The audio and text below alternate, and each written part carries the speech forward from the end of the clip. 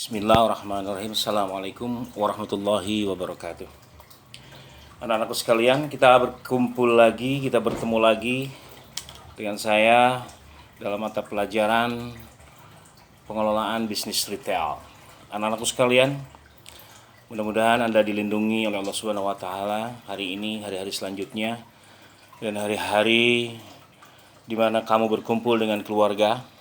Mudah-mudahan semuanya terlindungi, karena zaman Covid seperti ini Anda semua harus safe, bersih. Ingat, cuci tangan pakai sabun ya. Setelah kemana-mana buka baju, cuci dan lain sebagainya.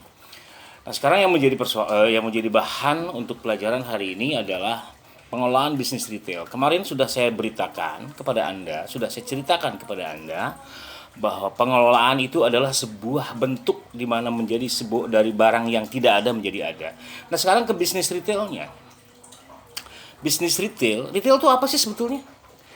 Retail itu adalah sebuah badan usaha, tetapi yang mengelola bisnisnya langsung, yaitu yang disebut dengan pedagang kecil.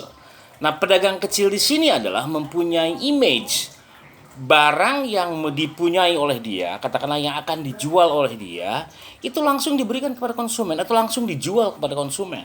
That's a retail. Itulah retail. Jadi retail adalah bukan pedagang besar. Kalau pedagang besar tuh wholesaler namanya, dia pedagang besar. Oke, kita ceritakan lagi retail. Retail di sini banyak sekali di Indonesia khususnya banyak sekali retail yang sudah ada, dikembangkan sedemikian rupa hingga menjadi sebuah bentuk diferensiasi produk. Banyak sekali contoh-contoh retail di Indonesia. Retail pedagang kecil, ingat loh, pedagang kecil. Apa itu yang dimaksud dengan pedagang kecil? Pedagang kecil adalah yang menyalurkan langsung barangnya kepada konsumen. Yang menyalurkan langsung, balikan lagi, yang menyalurkan langsung kepada konsumen atau langsung ke tangan konsumen, diambil ke tangan konsumen. Ya. Kenapa saya bilang ke tangan konsumen? Karena kalau yang langsung kalau misalkan untuk diolah kembali itu namanya wholesaler, pedagang besar. Jadi dia menjual barang, diberikan kepada sebuah perusahaan lagi untuk diproduk, itu wholesaler.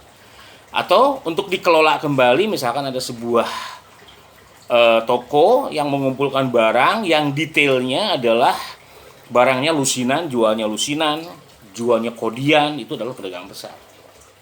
Pertanyaannya begini, kalau misalkan kita bicara masalah pedagang kecil yang disebut dengan retail, Ramayana Department Store,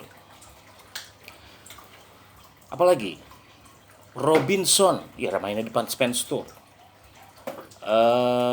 apalagi Carrefour, apalagi Alfamart, Indomart, perusahaan besar. Itu adalah perusahaan besar. Perusahaan besar, tetapi dia gimana? Cara teknik penjualannya seperti apa?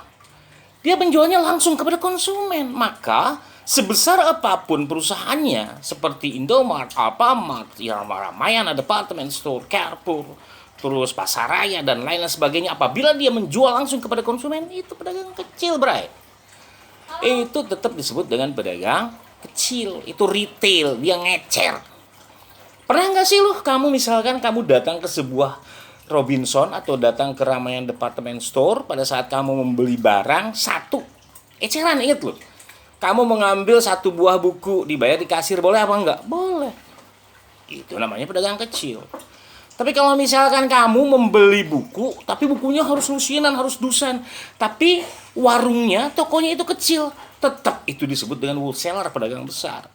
Dan anakku sekalian, kalau melihat perbedaan yang seperti ini, Anda harus bisa membedakan mana pedagang besar, mana pedagang kecil. Ramayana Department Store yang sebegitu besar, itu adalah pedagang kecil. Kenapa pedagang kecil? Ngecer, paling utama ngecer. Dan barangnya langsung diberikan kepada konsumen. Ini adalah sebuah contoh. Indonesia khususnya banyak sekali yang membuat retail, apalagi pada saat zaman Covid sekarang ini. Mereka yang dulunya adalah seorang karyawan, mereka dulunya adalah seorang pekerja yang digaji setiap bulannya, terus terkena kasus COVID seperti ini. Banyak sekali orang-orang yang berpikiran bagaimana caranya untuk melakukan sesuatu yang menghasilkan untuk menghidupi anak dan istrinya dengan retail. Kalau tidak percaya, kalau tidak percaya, Anda datang ke Pakansari. Mulai dari pintu masuk sampai keliling di Pakansari, sampai pintu keluar lagi yang mau ke Jalan Pemda, itu retail semuanya. Dan orangnya baru, malahan mereka menjual menggunakan menggunakan mobil. Ada yang mobil Jazz, ada yang mobil Avanza dan lain-lain sebagainya. Lucu, dia pakai Avanza, di belakangnya jualan bawang putih, bawang merah, cabai merah, cabai rawit dan lain sebagainya. Nah, ini retail, walaupun dia mempunyai barang, walaupun dia menggunakan mobil, dia tidak bisa disebut dengan pedagang besar. Tetap dia adalah seorang pedagang kecil. Jadi banyak sekali, ya. Nah, teknik pengembangan di dalam dunia ilmu perdagangan yang paling mudah dikembangkan adalah retail. Yang paling mudah dikembangkan adalah retail, bisnis pedagang kecil. Ya. Sekali lagi, yang paling mudah dikembangkan itu adalah di dalam perdagangan yang disebut dengan pedagang kecil. Nah, demikian anak-anakku sekalian sedikit mengenai bisnis pengelolaan retail. Mudah-mudahan Anda mengerti semua.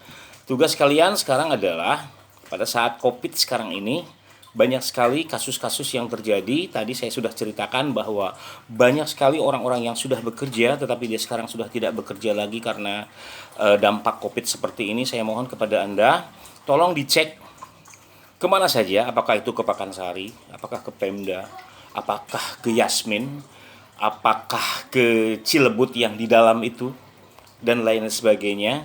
Tolong dicek oleh Anda. Banyak nggak pedagang-pedagang yang menggunakan mobil-mobil yang bagus?